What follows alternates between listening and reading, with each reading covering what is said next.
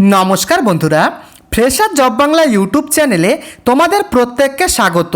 মাত্র 5 মিনিটে DBT link.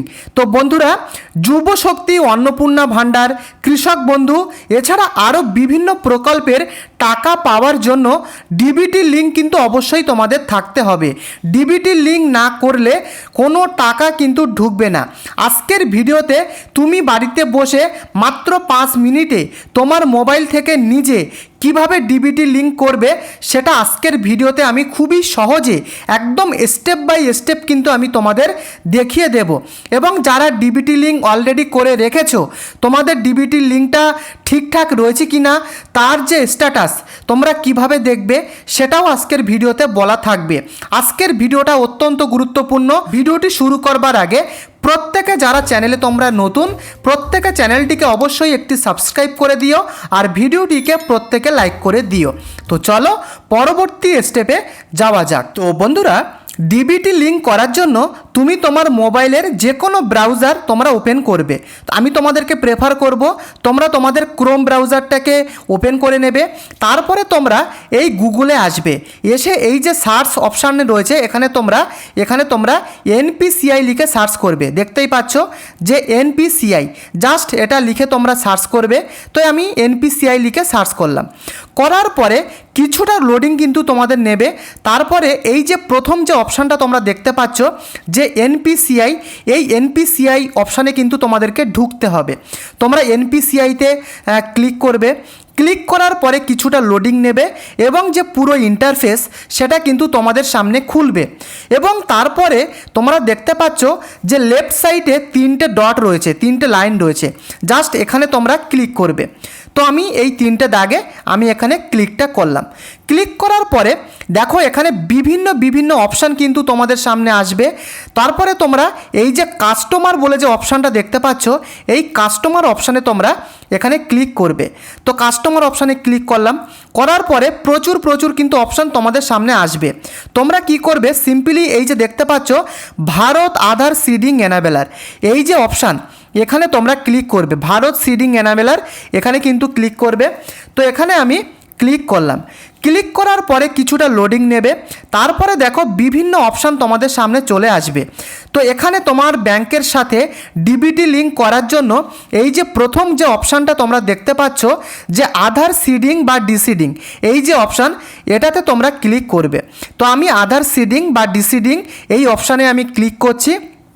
Click করার পরে তোমাদের সামনে কিন্তু পুরো যে এই যে ইন্টারফেস এটা কিন্তু খুলে যাবে এবং এখানে কিন্তু যাবতীয় তোমাদেরকে যা যা চেয়েছে সেগুলো কিন্তু তোমাদেরকে সঠিকভাবে ফিল আপ করতে হবে। তো ভালোভাবে দেখে নাও। তো প্রথমত দেখতেই পাচ্ছ যে রিকোয়েস্ট ফর আধার সিডিং। তো এখানে তোমার আধার নাম্বারটা তোমরা কিন্তু বসাবে। তুমি তোমার আধার নাম্বার এটা কিন্তু এখানে বসাবে, আধার নাম্বার বসাবে। তারপরে দেখতে পাচ্ছ request for Aadhaar seeding option রয়েছে এবং ডিসিডিং রয়েছে। তোমরা কি করবে, ডিবিটি লিঙ্ক করার জন্য এই যে সিডিং, এই সিডিং অপশানে কিন্তু ক্লিক করবে। তো এখানে তোমরা এইভাবে ক্লিক করে নেবে। সিডিং অপশানে ক্লিক করার পরে তারপরে কি বলা হয়েছে দেখে নাও, সিলেক্ট ইয়োর ব্যাংক। তো বন্ধুরা, তুমি তোমার ডিবিটি লিঙ্ক করার জন্য যে ব্যাংকের সাথে, যে ব্যাংক অ্যাকাউন্টের সাথে তুমি ডিবিটি লিঙ্ক করতে চাইছো সেই ব্যাংকটা কিন্তু তোমরা এই যে দেখতে পাচ্ছ সিলেক্ট ব্যাংক এবং এই যে অপশান রয়েছে এখানে তোমরা ক্লিক করবে। তো আমি এই অপশানে ক্লিক করলাম এবং এখানে কিন্তু বিভিন্ন যত ব্যাংক রয়েছে সেগুলো তোমাদের সামনে এখানে কিন্তু খুলে যাবে।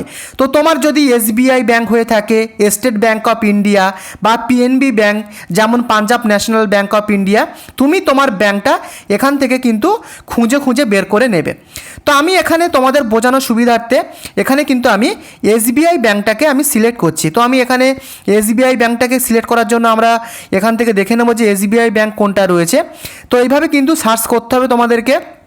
দেখো স্টেট ব্যাংক অফ ইন্ডিয়া, আমি এই অপশানে কিন্তু এখানটাতে আমি ক্লিক করব। তো আমি এখানে ক্লিক করলাম। ক্লিক করার পরে তোমরা এখানে দেখে নাও সিডিং টাইপ। তো এখানে তোমরা কি করবে, দেখো বিভিন্ন অপশান কিন্তু রয়েছে। তোমরা যারা নতুন ডিবিটি লিঙ্ক করবে তারা কিন্তু এই যে ফ্রেশ সিডিং যে অপশানটা রয়েছে এই বটনে কিন্তু তোমরা ক্লিক করবে। তো আমি এই ফ্রেশ সিডিংয়ে আমি ক্লিক করলাম।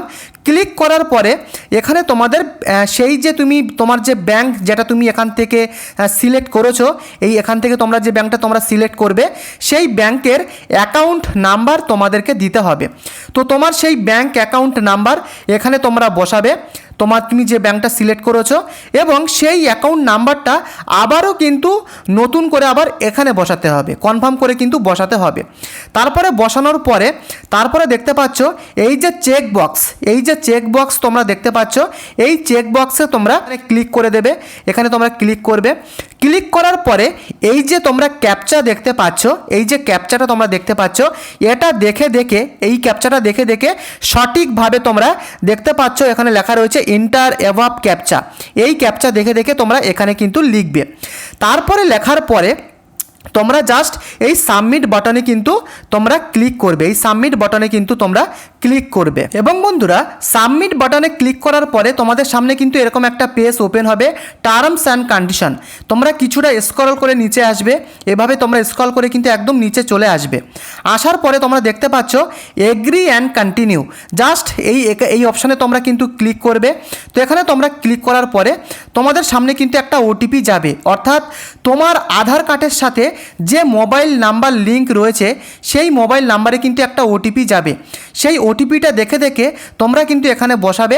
তারপরে তোমরা এই কনফার্ম বাটনে কিন্তু তোমরা ক্লিক করবে। এবং বন্ধুরা, ওটিপি দিয়ে ক্লিক করার পরে কিন্তু তোমাদের সামনে এরকম একটা ইন্টারফেস চলে আসবে, যেখানে কিন্তু পরিষ্কার লেখা থাকবে যে তুমি যে ডিবিটি লিঙ্কটা অ্যাপ্লাই করেছো সেটা সাকসেস হয়ে গেছে। তো এরকম কিন্তু একটা ইন্টারফেস তোমাদের সামনে চলে আসবে, এবং তোমার যে ডিবিটি লিঙ্ক সেটা কিন্তু সাকসেসফুলিভাবে কিন্তু কমপ্লিট হয়ে যাবে। এবারে প্রশ্ন, তোমাদের ডিবিটি লিঙ্ক তোমার ব্যাংক অ্যাকাউন্টের সাথে রয়েছে কি না সেটা তোমরা কিভাবে দেখবে। তোমরা কিন্তু এই ইন্টারফেসে চলে আসবে। আসার পরে তোমার ব্যাংকের সাথে ডিবিটি লিঙ্ক রয়েছে কিনা তার যে স্ট্যাটাস সেটা তোমরা কিভাবে চেক করবে।